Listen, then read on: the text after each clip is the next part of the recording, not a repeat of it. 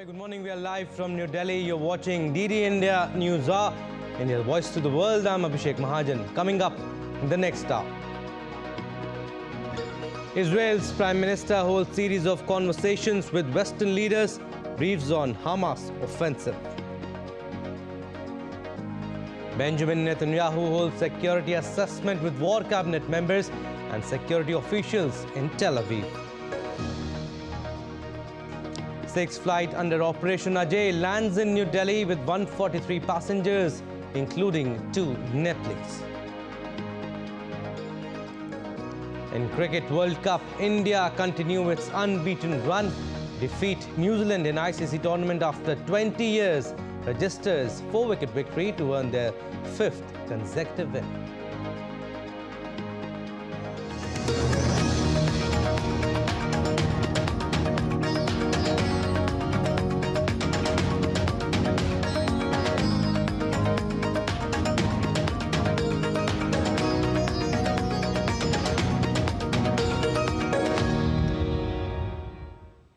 News in detail now. In the ongoing Israel-Hamas conflict, Israeli Prime Minister Benjamin Netanyahu held a series of conversations with Western leaders on Sunday, asserting that the country's victory over Hamas would be a victory for the entire world. Netanyahu briefed the leaders of France, Spain and Netherlands on the ongoing Hamas offensive and underscored the determination of people to eliminate Hamas's military and governing capabilities. He also thanked the leaders for their support for Israel and its right to defend itself. And Netanyahu also convened a meeting with security officials and his war cabinet in Tel Aviv to assess the escalating conflict with Hamas. This comes as the ongoing Israel-Hamas conflict entered the 17th day on Monday.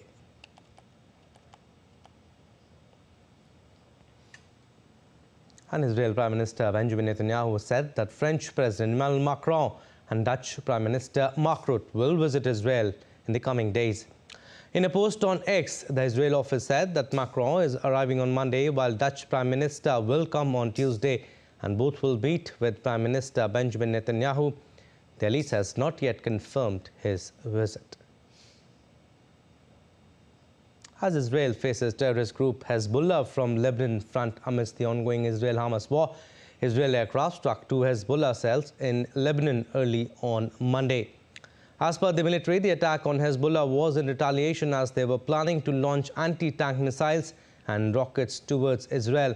Hezbollah said one of its fighters was killed without providing the details. Earlier, an Israeli soldier was killed by an anti-tank missile on Sunday during a raid into the Hamas-controlled Gaza Strip.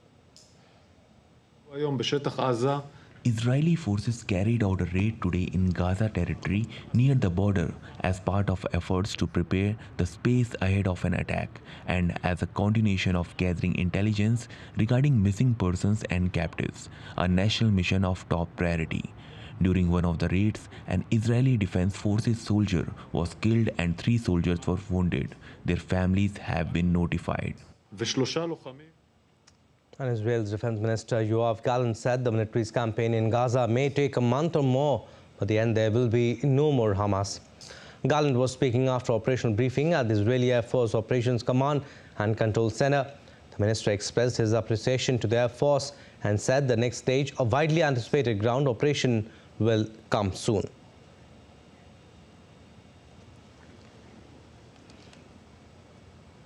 Meanwhile, US President Joe Biden has spoken to world leaders, including Israeli Prime Minister Benjamin Netanyahu, as the conflict with Hamas continues. It comes as the Biden administration seeks to slow a possible Israeli ground invasion to allow for the release of more Hamas-held hostages. DD India's Nick Harper reports from Washington. Joe Biden was busy on Sunday. He hit the phones to speak to Israeli Prime Minister Benjamin Netanyahu, but he also spoke to Pope Francis, the Canadian Prime Minister Justin Trudeau and 4 European leaders. The Israel-Hamas conflict was very much the main topic of conversation. Washington is trying to rally allies to give more support to Israel, but also more humanitarian aid to those Palestinians who've been caught up in the conflict. But behind the scenes, Washington is reportedly also trying to stall that potential ground invasion by Israel into the Gaza Strip. It's all to do with fears over hostage safety. On Friday, we saw the release of 2 American hostages by Hamas, but there's still around 200 other hostages still being held of various nationalities. And the fear is, if there is that ground incursion, it'll make it much harder to get those hostages out safely and to get humanitarian aid in to the Palestinians.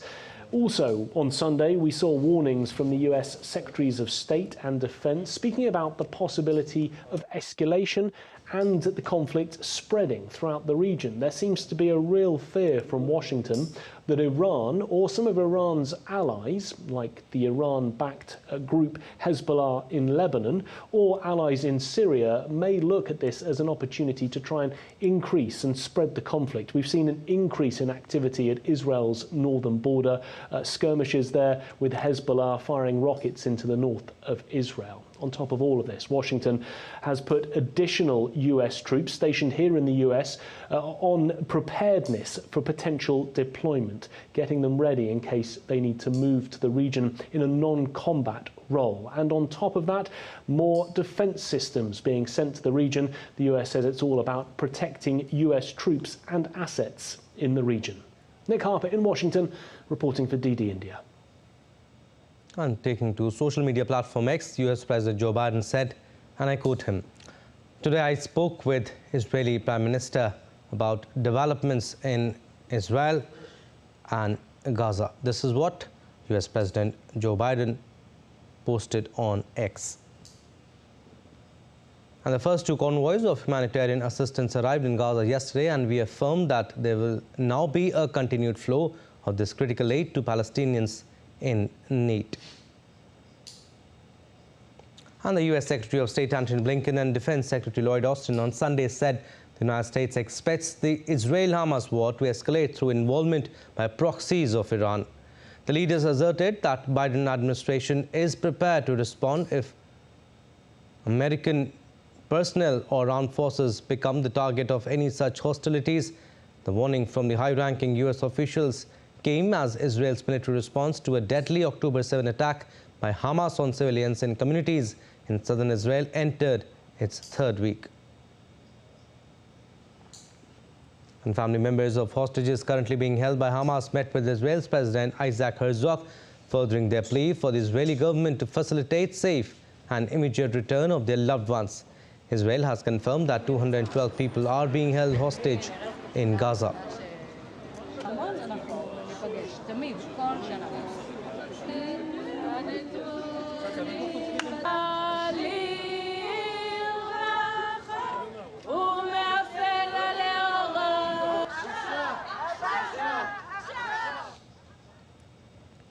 And about 20,000 people packed into London's Trafalgar Square to demand the release of more than 200 hostages taken by Hamas during the incursion from Gaza into Israel. The rally followed a pro-Palestinian demonstration in which an estimated 100,000 people marched through the centre of London. Many demonstrators wept as the names of hostages were read out to the crowd.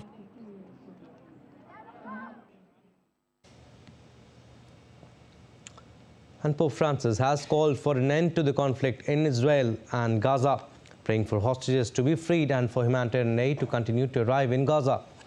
Calling to stop the war both in Gaza and Ukraine, the Pope said war is always a defeat. It is the destruction of human fraternity. And DD India's Amritpal Singh gets us a special report on the Arabs and Jews living in the holy city of Old Jerusalem. As the war between Israel and Hamas intensifies and Israel is preparing for ground attacks or going into the Gaza Strip, tensions are there all over Gaza and Israel. Right now, I'm in the old city of Jerusalem, one of the world's oldest cities, and also something which is fiercely debated amongst the Christians, the Muslims, and the Jews, because it is the holiest city for all three. What you see behind me is the Al-Aqsa Mosque. This is from where Prophet Muhammad is said to have gone into heaven to meet God. and just right next to it is the Dome of the Rock, or the temple dome, temple mount. What you see there is the Wailing Wall, which is one of the holiest places for Jews from all around the world come here and pray. In fact, this old city is divided into different quarters: the Muslim quarter, the Jewish quarter, the Armenian quarter, and when situations like this happen, the tensions here go up. I live in Jerusalem already for 50 years. I used to be neighbors of Arabs. Mm-hmm. We got together very much together. But when they started talking on peace, and they did peace, that killed the whole situation. Let us be, we could work together, we could do everything together. Don't interrupt us. We need to get Hamas out of there so we don't have more stuff, and we can't really do much. Okay. It's going to cost them a lot of soldiers if they go in and walking in with like tanks, and that's what they have to do. There is a big problem now, for both sides, the Palestinian and the Israeli too, and we don't know when it will be going to stop. East Jerusalem, we have here what they call it, Israel, ID, and we're suffering from both sides, Hamas, they're doing this for their land. They need to take their land back to them. Yes, it's belongs to him. And Israel, every 3, 4 years, they have war here. This is not the same times. Every 2, 3 years, we have the same problem. War, Hamas, Israel. Israel, Hamas. That's what happened here. So clearly the opinion is divided. The sentiment on the streets of Israel clearly is that of retribution and reprisal. Here in Old Jerusalem, where both Muslims and Jews live, there are Palestinians who live. The idea, their voices, they accuse each other of having started this. And where I am standing, it is one of the most holiest places in the world for the Abrahamic faiths, and this conflict is not new. It may have just flared up now, but it's really a centuries-old conflict. With cameraman SP Dubey, this is Amrit Pal Singh for DD India in Old Jerusalem. All right, we'll slip into a very short break, but still to come on DD India News Hour. Maritime confrontations continue in South China Sea as China urges Philippines to stop making provocations. And what's happening in the Russia-Ukraine war, we tell you ahead.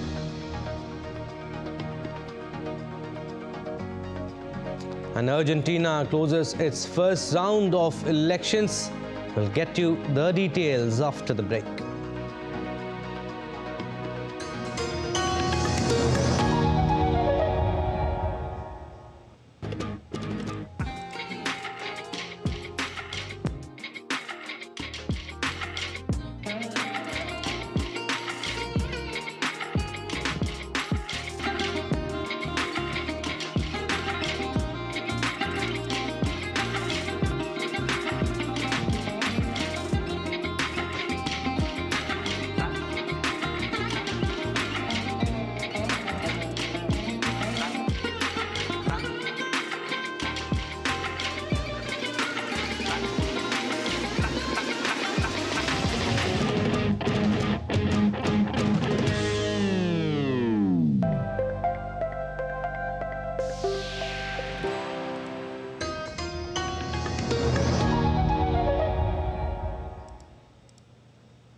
Welcome back. You're watching DD India News Hour. I'm Abhishek Mahajan. Some more stories. As India continues to evacuate its stranded nationals from the Israel-Hamas war zone, 6th flight under Operation Ajay with 143 passengers, including 2 Nepalese citizens on board, landed in the national capital New Delhi on Sunday. The passengers were received by Union Minister Fagan Singh at the Delhi airport.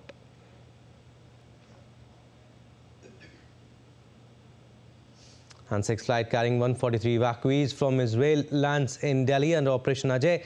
DD India's Akshay Dongre caught up with evacuees regarding the situation in Israel.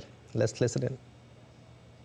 The sixth flight under Operation Ajay has finally reached back home. It has landed at the Indira Gandhi International Airport in New Delhi, and all of these people who are now here behind me are the evacuees who have been evacuated under the Operation Ajay from Israel. Israel, where a war is going on, and all of these people have been evacuated as they wanted to come back home. And finally, as they are home, we'll try and get in a word from these people and try to understand that what exactly they had to go through. What is the situation like there? It's too much square for no going work. So many days no work, only stay in the room. Cannot, everything is... You can't go to work? No go work, only stay in the room, nothing to eat. Is that so I will come back. The Israelites are quite brave. They are just bracing all the difficulties. But whereas the other country people, definitely they are scared. A lot of bombardment is taking place, particularly during nights, even during daytime also. We never know when the bomb comes and make a burst. People have to rush to the bomb shelter. Bomb shelters we have to go. Otherwise, there is a difficult times there. But otherwise, whatever the what we call it, protection, so that is protecting so much. This is what the people have to say as far as their experience is concerned. They have been scared as far as the war-like situation is concerned. They have been trying to survive all of the bombardments, all of the strikes that are going on continuously, but still they managed to come back home, and under Operation Ajay, a lot of people, hundreds of people have come back to India, and a lot more will be coming as far as the requirements are concerned. The flights will continue till the time the last Indian who wants to come back home comes back home. With camera person Naveen, I'm Akshay Dongre for DD India. An update now on the Russia-Ukraine war. Russian forces aiming to contain a 4-month-old Ukrainian counter-offensive maintain unrelenting pressure on Sunday on the shattered town of Avdiivka in the east and intensified shelling in the southern area of Kherson. Russia has focused on the industrial east since pulling back from a failed advance on Kiev at the start of the February 2022 invasion, and its forces have tried to maintain positions in the Kherson since abandoning the region's main town late last year. The General Staff of Ukraine's Armed Forces' latest report says Ukrainian forces repelled nearly 20 Russian attacks around Avdiivka, its buildings now largely reduced to shells. Now, in Argentina presidential elections, polling has closed there.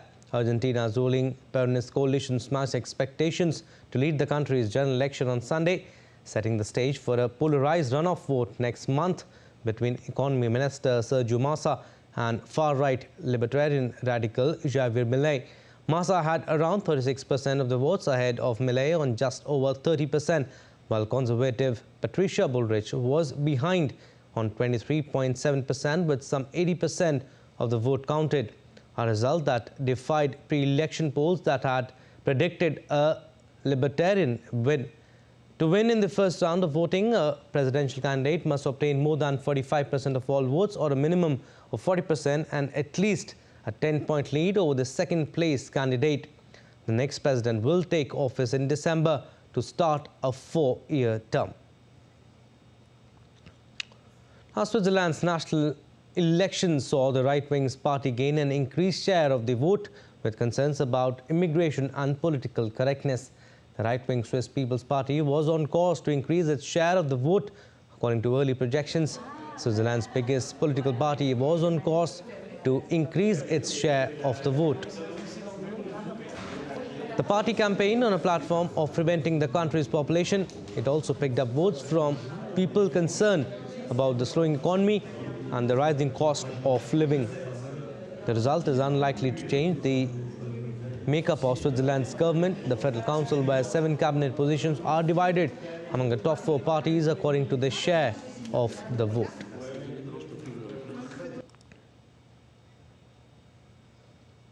And Sri Lanka Navy has taken into its custody a multi-day fishing craft with a stock of more than 212 kilograms of narcotics.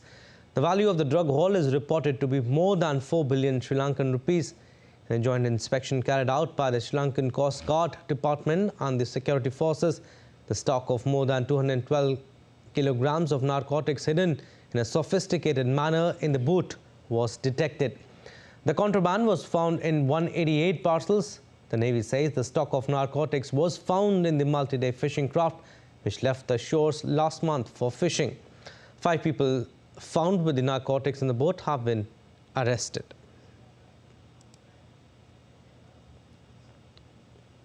And Hurricane Norma brewing over the Atlantic Ocean made landfall at the southern tip of Mexico's Baja California peninsula. Later, the hurricane was weakened into a tropical storm with wind speed hitting of about 110 kilometers per hour as it crossed the Baja California peninsula towards Sea of California. Norma was expected to dump 6 to 12 inches of rain with a maximum of 18 inches of floodwater. Although the tropical storm did cause some minor damage to the region and languid pace of the storm raised the possibility of severe flooding, but there are no casualties reported. And the second red danger to life weather alert in a week has expired in eastern parts of Scotland amid torrential rain and high winds across the UK. 3 people have died since Thursday when Storm Babbitt first took the hold. Forecaster had said another heavy rain could fall over the regions of UK that are already been hit by the severe flooding. So far, 3 severe flood warnings have also been issued in Derbyshire, which means there is a significant risk to life. Meanwhile, helicopters have been sent to assist a North Sea drilling platform which lost 4 of its 8 anchors during the extreme weather.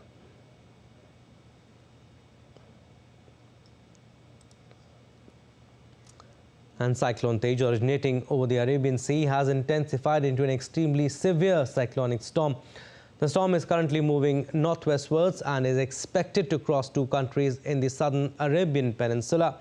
Yemen, Oman by this week as a severe cyclonic storm with wind speeds gusting up to 115 to 125 kilometers per hour.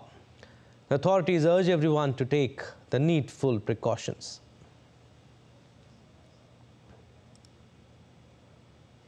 All right, now let's take a look at other stories making news today. Today is the 9th and the final day of 9-day-long Durga Puja festival Navratri. The 9th day is dedicated to the worship of goddess Siddhi Datri, also known as Mahanavami. Devotees offer prayers seeking her blessings on this auspicious day. And Director General of Nuclear Watchdog Agency IAEA, Rafael Grossi, has arrived in India. This is IAEA Chief's first visit to India. India's Ministry of External Affairs in a social media post said Grossi's visit will further strengthen India-IAEA ties across diverse sectors. And the overall air quality in the national capital of India remains under very poor category. Amid the increase in pollution levels, the air quality of Delhi has drastically worsened over time, causing a deep impact to the health of its citizens, mainly the older generation. The government's pollution control plan, known as the Graded Response Action Plan, has been implemented in Delhi NCR as an initiative to combat air pollution amid winters.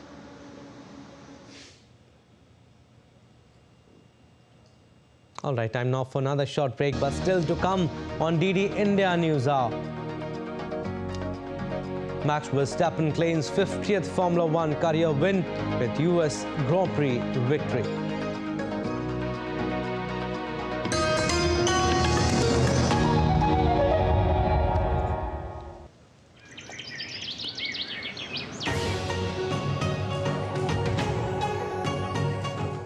Welcome to a happy place.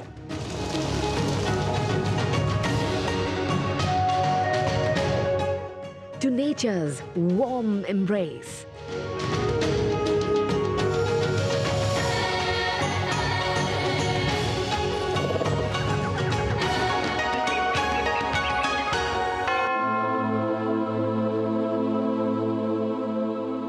Witness the power of faith, fruits of hard work, and protectors of Mother Earth. Unique in every way.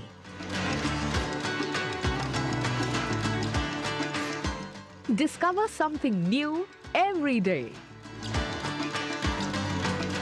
A small state with big ambitions. And a bigger heart.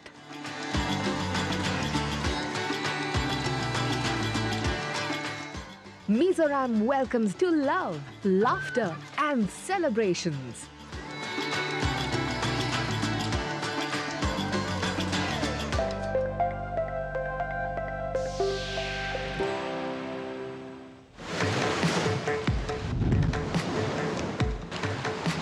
Welcome to Lakshadweep,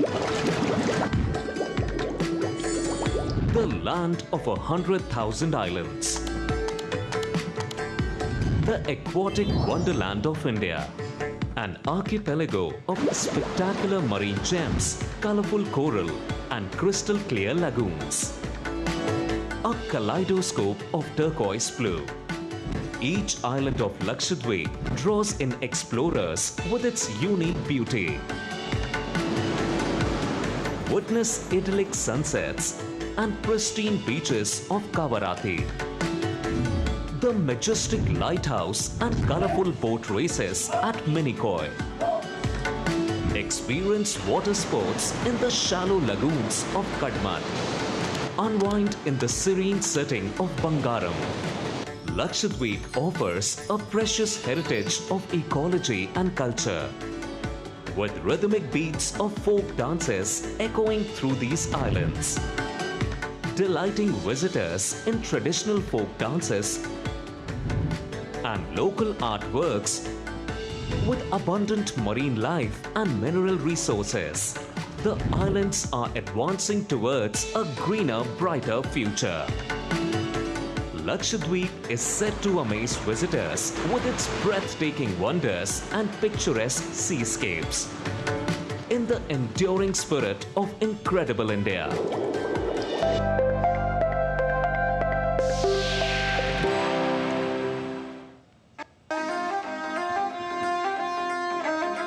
Always welcoming.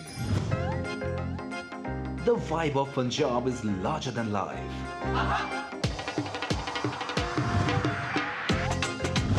Warm up to grandeur that's beyond compare.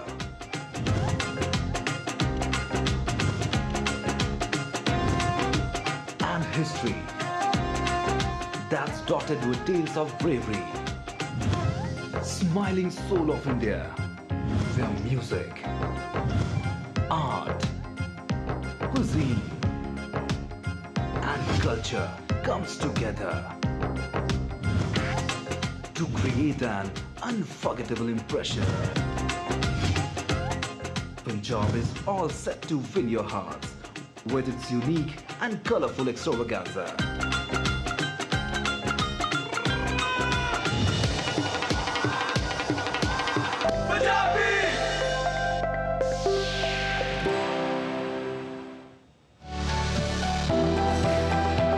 Turning crisis into opportunity, transforming ideas into action, stories of real change, tales of sustainable solution. This series is going to tell stories of such change makers. Watch Change Makers on DD India.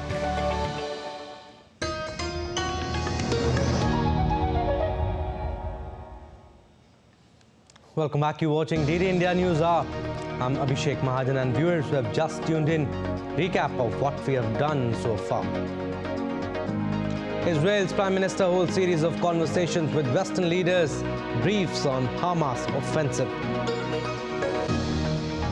Benjamin Netanyahu holds security assessment with war cabinet members and security officials in Tel Aviv. Sixth flight under Operation Ajay lands in New Delhi with 143 passengers, including 2 Nepalese.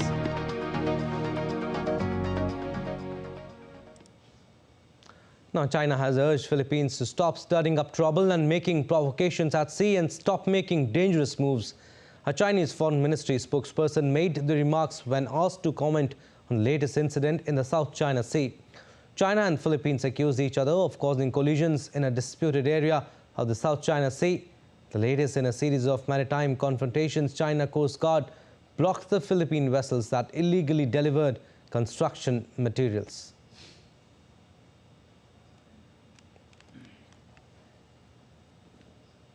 All right, to give more details on this, DD India's Andrew Wood joins us from Hong Kong. Andrew, Philippines and China trade blame over South China Sea collision.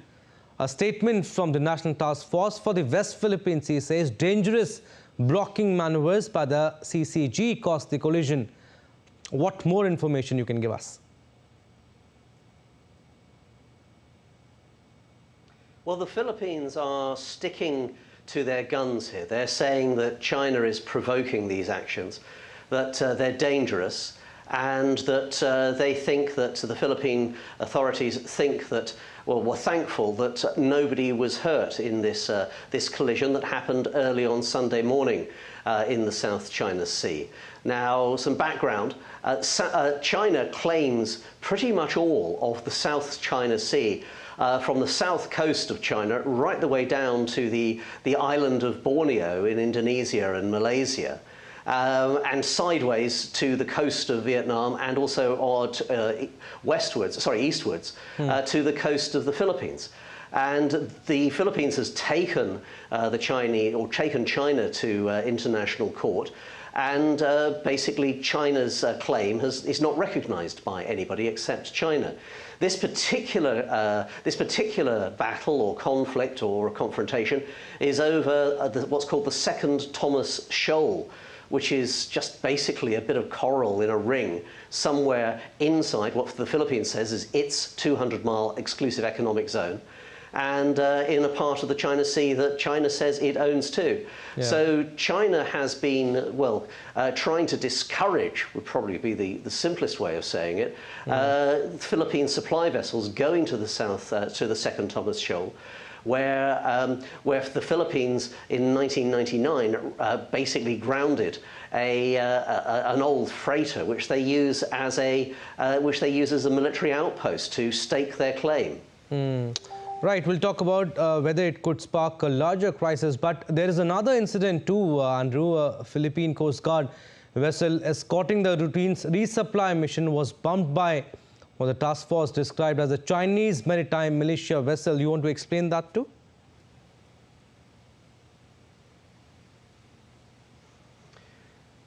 Well, the details are, you know, with a lot of these things, it's he said, she said, and the details are still coming out. But it is interesting, you know, the Philippines call the Chinese vessel a militia vessel. It's technically a Coast Guard vessel, and the Philippine vessels are also Coast Guard vessels. And they're not Navy vessels because both sides claim it's part of their domestic waters, and Coast Guards are there to stop people entering the waters, stop illegal immigrants, perhaps to stop smuggling of drugs and so on, and perhaps to rescue people. But it is worth noting that the Chinese Coast Guard is actually technically part of the People's Liberation Army Navy. And the Chinese Coast Guard is authorized to use deadly force if necessary. So as you say, there is that worry that some of these incidents could get out of hand, that firing water cannon at each other or the Chinese firing lasers at Philippine vessels could actually turn nasty. Andrew, before we leave you, I mean, you think these two incidents have intensified fears that their territorial disputes in the South China Sea could spark a larger crisis? I can't hear you just at the moment, but I think you may have asked about these confrontations. The worry always is that they get out of hand. The Philippines, of course, has America as its ally here, and American forces are setting up bases in the Philippines, in some of the islands to the north. And so the Philippines might want to call upon their ally, the Americans, in order to help them defend themselves. Now, at the moment, I think America is reluctant to get too involved. It's just there probably try to deter China from doing anything else. But at this stage, you know, I do worry that Washington is distracted by what's going on in the Middle East. So is Beijing. And that perhaps they're not paying attention to what's going on there about how things could get out of hand. Right, Andrew. Thank you for getting us the latest on the China-Philippines story. Moving on. Amid the ongoing Israel-Hamas conflict, more humanitarian aid flowed into the Gaza Strip on Sunday. Humanitarian organization Palestine Red Crescent said on social media. The information posted on Platform X said that a further 15 aid trucks carrying food water and medicine arrived in Gaza by Rafah crossing on Gaza's border with Egypt, while the first convoy of 20 trucks of badly needed supplies had entered Gaza on Saturday through Rafah, which had previously been out of operation after bombardments hit on the Gaza side of the border. Distribution of those supplies began on Sunday, but aid officials are still warning of a humanitarian disaster as supplies of food, water and fuel run low. And the United Nations has urged for sustained supplies and said that at least 100 trucks a day would be required to cover urgent needs in Gaza. More aids have begun pouring in Gaza after aid corridor opened on Saturday. A second convoy of trucks was held up at Rafah before crossing into Gaza. Turkey has sent a plane with medical team and supplies to Egypt carrying humanitarian aid for Gaza. The presidential plane carrying the aid included 20 specialist doctors along with medicine and medical supplies. UN officials said that a higher continuous pace of at least 100 trucks a day would be required in Gaza to cover urgent needs and urged sustained supplies in Gaza. We need to have sustained, safe access to be able to get our trucks across the border so that we can feed the millions of people that are depending on emergency food. However, voices grew louder for more aids to enter into Gaza. We demand the opening of the crossing and entry of all aid trucks. We demand the international community to take responsibility for the passage of aid, including the International Red Cross, the United Nations, UN Chief, and all other organizations. People in Gaza are in need of these aid. Rafah crossing is situated between Egypt and Gaza and has drawn international attention in getting humanitarian aid. On Saturday, 20 trucks loaded with humanitarian aid had entered Gaza through the Rafah crossing. And India has also extended a compassionate hand to the people of Palestine, sending much-needed humanitarian aid in response to the escalating crisis in the region. An Indian Air Force flight carried around 6.5 tons of medical aid and 32 tons of disaster relief material reached on Sunday to Egypt. The material includes essential life-saving medicine, surgical items, tents, sleeping bags, tarpaulins, sanitary utilities, water purification tablets, among other necessary items. And DD India correspondent Amritpal Singh joins us from Israel to talk more on this.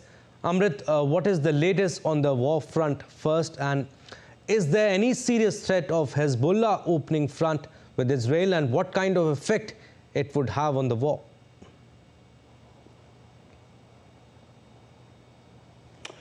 Israel intensified its military campaign, continued to hit targets inside the Gaza Strip, even as humanitarian aid was going into Gaza. They kept pounding Gaza, especially North Gaza, and airstrikes were intensified by Israel. On the same hand, the Hamas kept firing rockets into Israeli territory. Throughout the night, we could hear rockets being fired into different Israeli cities. And you asked about the Lebanon, the front with the border with Lebanon and the Hezbollah front. Well, there is a serious threat of that. In fact, Benjamin Netanyahu, the Israeli Prime Minister, visited the border with Lebanon and met his troops and said, we don't know if Hezbollah would join right now, but if they join, you will strike back hard and finish them.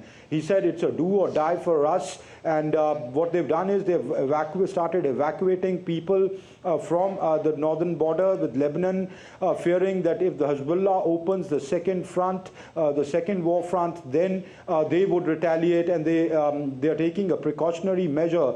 5 kilometers inside Israeli territory from the Lebanon border has been declared a military zone, and evacuations from villages, towns, cities is happening. A lot of people are moving. Where I am in Jerusalem, I have a lot of people in my hotel who are from these northern cities staying. People are moving to Haifa, near the Dead Sea. They're basically moving them away from the border to the bigger cities. So there is a serious threat of Hezbollah attacking, and if that does, it will be a very it'll have damaging consequences and very devastating consequences on the war, because then the threat of a regional escalation looms large. Also, Amrit, humanitarian aid continues to trickle in and went in for the second day too. And India also sent the humanitarian aid. Aid reaching the right people?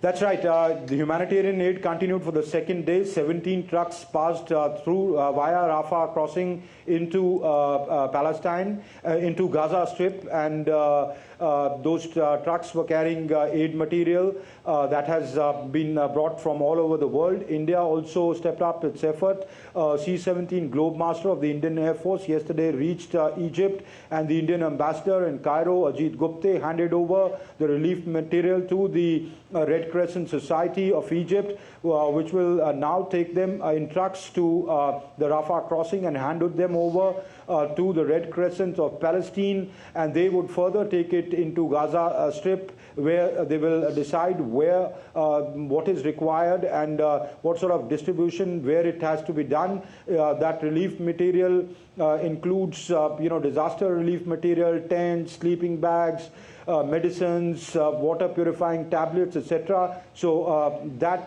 consignment has already been handed over to the Red Crescent, the Egyptian Red Crescent, and should reach the Gazan people in a day or two.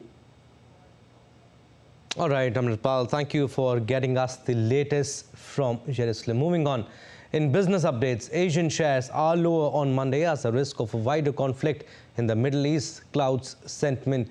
Washington has warned over the weekend of a significant risk to U.S. interest in the region as ally Israel pounded Gaza and clashes on its border with Lebanon intensified. The European Central Bank and Bank of Canada also hold policy meetings, and while no hikes are expected, investors will be sensitive to guidance on future moves. A recent surge in bond yields has tightened monetary conditions, allowing the Federal Reserve to signaling to stay on hold at its policy meeting next week. While Japan's yen has taken the spotlight in Asia on Monday, circling the 150 per dollar level in a tug of war between investors betting on a further rise in dollar yields and those expecting Japanese authorities will intervene in markets. All right, time now for another short break, but still to come on DD India News Hour. Underwater Rugby Open League season comes to an end in Athens.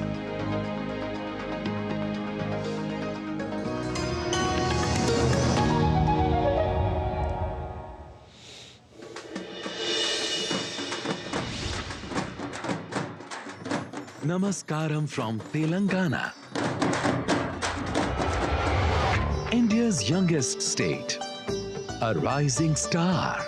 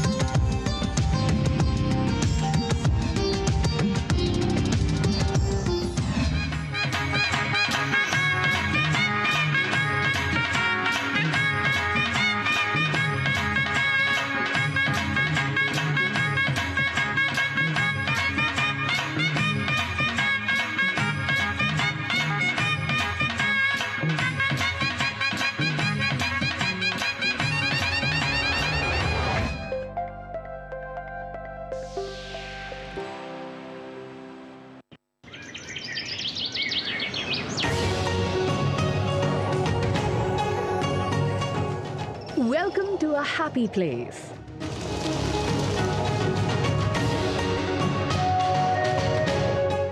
To nature's warm embrace.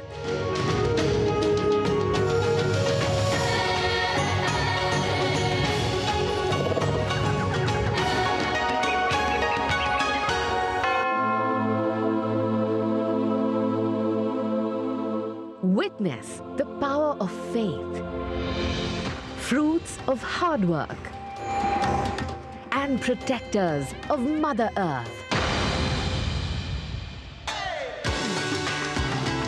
Unique in every way,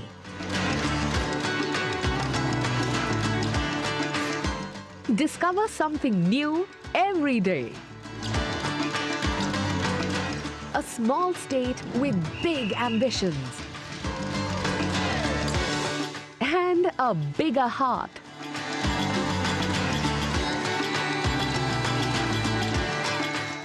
Mizoram welcomes to love, laughter and celebrations.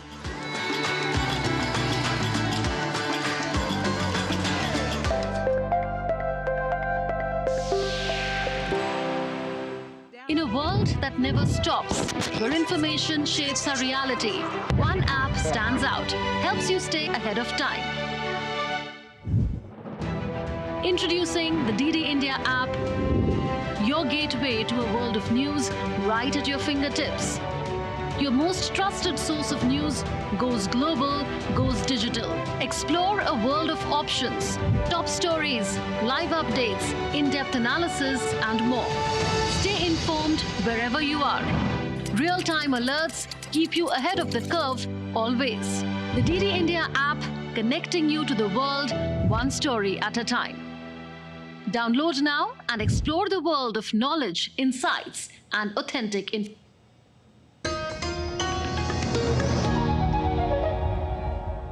Welcome back. You're watching DD India News. I'm Abhishek Mahajan. South Korea, together with Japan and the United States, held a joint aerial exercise near the Korean peninsula on Sunday. As per South Korean military, this drill is first such collaboration between the three countries. South Korea's Air Force further said in a statement that the drill is aimed to expand the country's response capabilities against North Korea's nuclear and missile threats. All right, sports updates now. We'll start with Cricket World Cup. India continued the supreme run in the ongoing World Cup. The men in blue defeated New Zealand by 4 wickets in Dharamshala on Sunday. This was India's 5th win from the same number of matches, an outcome which helped the hosts climb to the pole position in the 10-team points table. India, who were asked to chase a stiff target of 274, wrapped the proceedings with 2 overs to spare. Virat Kohli was the leading figure in India's run chase, scoring 95. Ravindra Jadeja too played a good hand with the bat and returned unbeaten on 39 of 44 deliveries. And earlier, Mohammad Shami's 5-wicket haul restricted New Zealand to below par score of 273. Daryl Mitchell scored 130 while Rachan Ravindra scored 75. An Indian batter, Shubman Gill, made history at the ICC Cricket World Cup by becoming the fastest to reach 2,000 ODI runs in just 38 innings. More in this report. Shubman Gill etched his name in the books of cricket history. He blazed the trail by becoming the quickest player to amass 2,000 ODI runs, achieving this feat in a mere 38 innings, eclipsing the previous record set by Hashim Amla. Gill crossed the milestone with a glorious boundary over star Kiwi pacer Trent Boult. The promising batter scored 26 runs and lost his wicket to Lockie Ferguson as the home side continued their chase of 274 runs to win. Inking this milestone, Gill overtakes the legendary South African batter Hashim Amla, who scored 2,000 runs in ODI cricket in 40 innings. Moreover, Gill stands as the 5th youngest Indian cricketer to reach this milestone, with Sachin Tendulkar holding the distinction of being the youngest Indian to achieve the 2,000-run mark in the ODI format. This accomplishment not only served as a testament to India's batting power, but also provide a strong foundation for Gill's journey to a remarkable achievement, solidifying his status as the fastest in the business. Varsha Kotwal, DD India. In Pakistan and Afghanistan renewed their rivalry today at the M.A. Chidambaram Stadium in Chennai. Pakistan started the World Cup with wins over the Netherlands and Sri Lanka, but the 1992 champions then suffered back-to-back losses to India and Australia. They have slipped to 5th in the 10-nation table, with top 4 going through to the semis. While Afghanistan pulled off a shocking victory over defending champions England, but have also slumped to 3 defeats. The Afghans have come close to on numerous occasions to beat Pakistan, but failed to cross the line. The match is slated to start at 1400 IST, which is 8:30 AM GMT. And in 4th Asian Para Games in Hangzhou, China, India's Prachi Yadav opened India's medal tally at the 4th Games, winning the silver medal in canoeing in the women's VL2 category. And in men's high jump T63 category, India sweeps the podium. Shailesh Kumar won the gold medal with a games record of 1.83-meter jump, bagging India's first gold in the 4th Asian Para Games. Paralympics gold medalist Maria Panthangavelu with a jump of 1.80 meters gets silver, and Ram Singh Padhyar 1.78 meter gets bronze in three-way contest. And the designs of the emblem, mascot, torch and other core elements of 4th Hangzhou Asian Para Games show China's profound cultural heritage and unique oriental aesthetics. The emblem includes an athlete on a wheelchair striving forward, exuding dynamism, energy and passion. It also consists of a running track formed by 10 semi-arc lines with a gradient ramp from purple to red and then yellow, reflecting the surging tides of the Qiantang River that runs through Hangzhou. The torch designed for the Asian Para Games embodies the time-honored culture and unique characteristics of Hangzhou. The torch is called laurels, in fact. The Red Bull's triple world champion Max Verstappen held off charging Lewis Hamilton to take the 50th win of his Formula One career and record equaling 15th of the season at the United States Grand Prix on Sunday. Mercedes driver Hamilton finished second, a mere 2.225 seconds behind, with McLaren's Lando Norris third at the Circuit of the Americas in Austin, Texas. The victory was Verstappen's third in a row in Austin and equaled with 4 races to spare the record the Dutch 26-year-old set last year for most wins in a single season. And New Zealand and South Africa will lock horns this Saturday in the Rugby World Cup final, while the 2023 Underwater Rugby Open League season has come to an end in Athens, Greece. With 11 teams and around 160 athletes participating across 2 legs, home team Faisalis have been crowned champions ahead of Valtellina and Frogs Bordeaux. During a match, 2 teams consisting of 6 in-pool players and 6 replacements play with a negatively buoyant saltwater-filled ball and try to score in the opponent's goal, which is a heavy metal bucket with netting and a diameter of about 40 centimeters. And Durga Puja, the biggest festival of India's eastern state of West Bengal, is celebrated with great enthusiasm. Today is Mahanavami, dedicated to worshipping goddess Siddhi Datri. It is one of the most important days of the auspicious festival. In West Bengal's Kolkata, the atmosphere was filled with religious fervor and cultural significance as devotees engaged in traditional rituals, invoking the blessings of goddess Durga.